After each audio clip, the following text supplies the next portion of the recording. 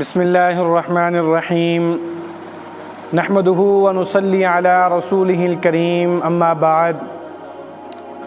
سامعین محترم، حدیث پاک میں آتا ہے کہ دو چیزیں ایسی ہیں جن کا بدلہ اللہ رب العزت بہت جلد دنیا ہی میں عطا فرما دیتے ہیں۔ ان میں سے پہلی چیز ہے تکبر۔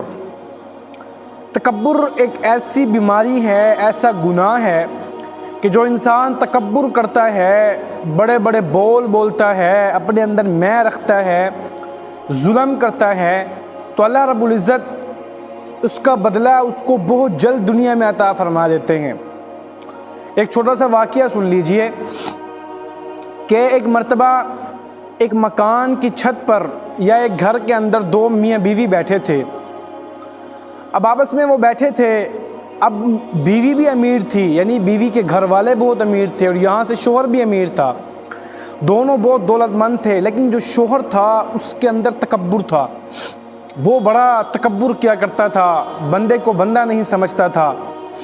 تو ایک مرتبہ ایسا ہوا کہ وہ دونوں میاں بیوی بیٹھے تھے، دروازے پر ایک فقیر آیا، کہا کہ مجھے اللہ کے نام سے کچھ دے دو، فاقے پہ فاقہ ہے، بچے میرے بھوکے ہیں۔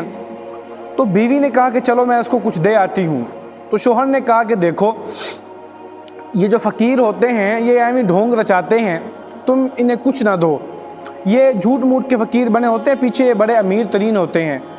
تو بیوی نے کہا کہ چلو میں پھر بھی کچھ نہ کچھ دے آتی ہوں، اس کی آواز سے لگ رہا ہے کہ اس کے بچے واقعی شاید بھوکے ہوں گے۔ تو شوہر نے کہا نہیں، اس کو کچھ نہیں دینا، کیونکہ شوہر کے اندر تکبر تھا، دولت کا گھمنڈ تھا۔ بیوی کسی نہ کسی طریقے سے نیچے گئی، اپنے کمرے میں گئی، کچھ اشرفیاں اٹھائی اور اٹھا کر بچتے بچاتے اس فقیر کے ہاتھ پر اس نے کچھ اشرفیاں رکھ دی۔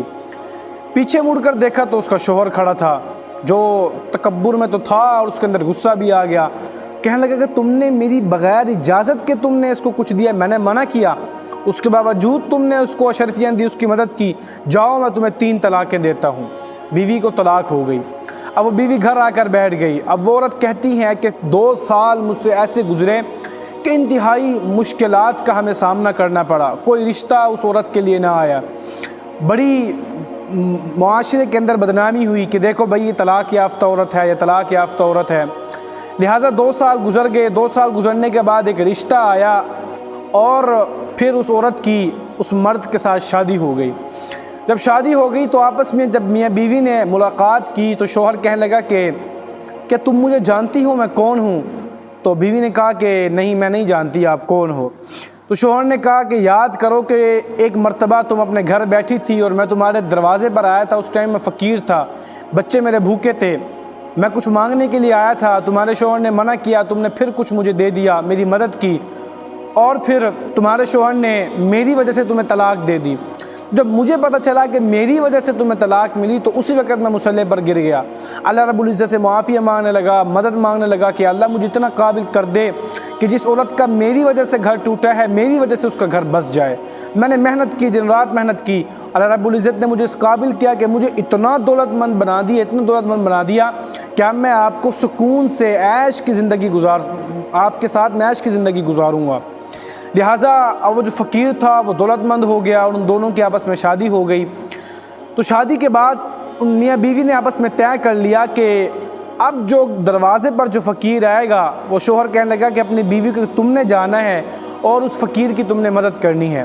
ایک مرتبہ ایسا ہوا کہ دروازہ کھٹکھٹایا گیا، بیوی گئی کچھ دینے کے لیے، تو دروازہ کھولا، جب پہلی نظر اس بیوی کی، اس عورت کی، اس مرد کے، اس فقیر کے چہرے پر پڑی تو وہ عورت چیخ ماری اور وہ بے ہوش ہو گئی۔